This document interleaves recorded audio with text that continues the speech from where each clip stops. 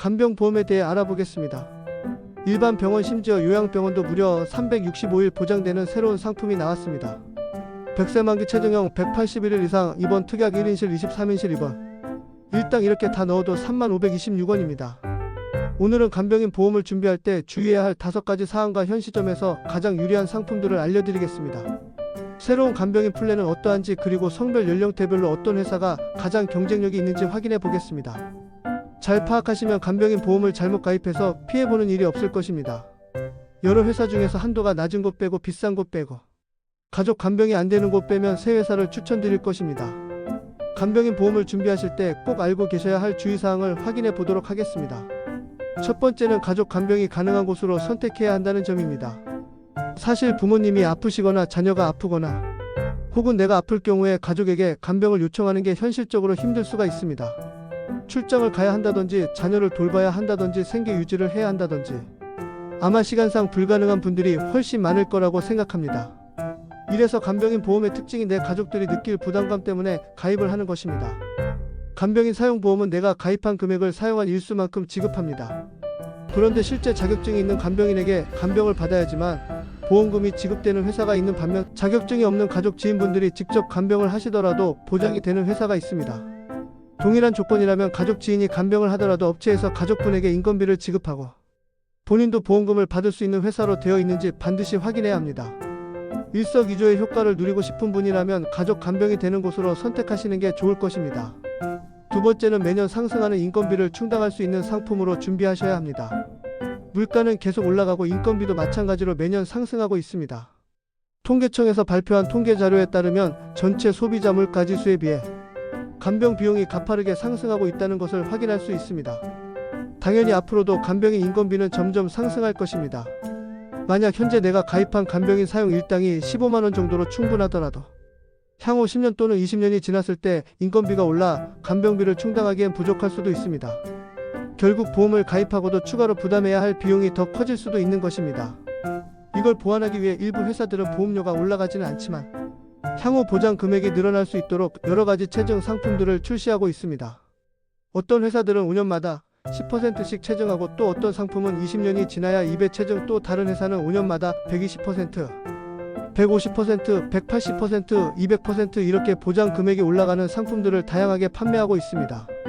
그렇기 때문에 여유가 있으신 분들은 가입 당시 보장 금액이 변동되지 않는 일반형 플랜보다 이렇게 금액이 올라가는 체증형 상품을 선택하셔야 세월이 지나면서 올라가는 간병 비용 리스크를 보다 효율적으로 대비할 수 있을 것입니다. 세 번째는 대부분 간병인 보험의 보장 기간이 한 질병 또는 사고당 180일 한도로 보장해 주기 때문에 181일 이후 보장 특약도 추가를 해야 합니다. 보통 간병인 사용 일당은 1년 중 180일 한도로 보장을 하고 181일차부터 360일까지 다음 180일은 면책기간을 가지고 있습니다. 물론 면책기간이 지나고 나면 다시 보장이 시작되지만 하루에 15만원씩 하는 간병인 사용 일당을 180일까지만 보장받을 수 있다는 건 아쉬운 부분입니다. 물론 일반 병원 180일 모두 사용하고 요양병원으로 이동 후에 또 180일을 사용할 수 있고 또다시 일반 병원에서 180일을 사용할 수 있지만 계산하는 게 굉장히 불편할 수도 있고 그 시기에 맞춰서 이동하는 것이 결코 쉽지는 않을 것입니다. 그래서 최근에는 일반 병원 간호간병 통합 서비스를 181일 이후에도 보장받을 수 있는 특약들이 나왔고 간병인 보험을 구성할 때 181일 이후에도 보장을 받을 수 있는 회사로 선택을 하시는 것이 좋습니다. 네 번째는 간병인 지원보험과 사용보험의 차이를 이해하셔야 한다는 점입니다. 간병인 보험은 크게 지원과 사용이 둘로 나눠지는데요. 간병인 지원보험은 보험사에 간병인을 요청하면 48시간 내에 간병인을 직접 지원해주게 됩니다. 내가 따로 알아보지 않아도 보험사에 전화만 하면 간병인을 보내주고 비용을 대주는 게 아니라 간병인을 직접 보내주니 인건비 상승 걱정도 거의 없다라고 볼 수 있습니다. 게다가 최근에는 일반 병원 심지어 요양병원도 무려 365일 간병인을 지원해주는 보험도 나왔습니다. 완벽해 보이지만 장점은 여기까지고 단점으로 간병인 지원보험 약관에 48시간이란 말이 좀 거슬립니다. 내가 만약 이틀 정도만 입원을 하게 됐다. 그런데 간병인을 컨택하고 나에게 연결되는데 48시간이 걸린다면 사실상 도움을 받지 못할 가능성도 있는 것입니다. 그리고 간병인 지원보험 역시 인건비 상승에 대한 걱정은 없지만 보험료 변동에 대한 걱정이 있습니다. 최대 10년 갱신형으로만 가입이 가능하기 때문입니다. 갱신형은 갱신 시점의 손해율에 따라 보험료가 변동됩니다. 인건비 상승으로 손해율이 높아진다면 갱신 시점에 내 보험료도 그 손해율에 따라서 비싸질 것입니다. 결국 시간이 지나면 인건비 문제에서 완벽하게 자유로울 순 없을 것입니다. 갱신형만 가능하다는 점이 정말 큰 단점이라고 생각하고 안정적인 사용보험으로 가입하시길 추천드리겠습니다. 지금까지 간병인 보험을 준비할 때 주의사항들을 알아봤습니다. 지금부터는 어떤 회사로 가입을 해야 잘 가입하는 건지 이 부분이 가장 중요하겠죠. 사실 간병인 보험을 취급하는 회사는 20곳 가까이 되는데 대부분은 오래전 만들어 놓은 특약을 그대로 유지하고 있을 뿐이고요. 나머지 8개 회사 중에 가격 한도, 가족, 간병 모두 괜찮은 경쟁력이 있는 곳은 ABC 이렇게 3곳이었고 남성분들은 B사, 여성분들은 O사와 C가 가장 저렴합니다. 그리고 입원이나 수술 이력을 5년이 아니라 10년까지 보는 상품들의 놀라운 가성비까지도 확인하셔야 합니다. 남성분들 중에 건강체 10년형으로 인수 가능한 분들은 꼭 건강체가 가능한지 확인부터 해보시길 추천드립니다.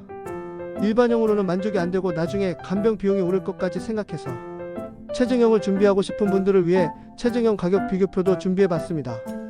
ABC사의 최종 조건이 제각각이지만 결론적으로 20년 뒤에 2배가 되는 것은 동일합니다.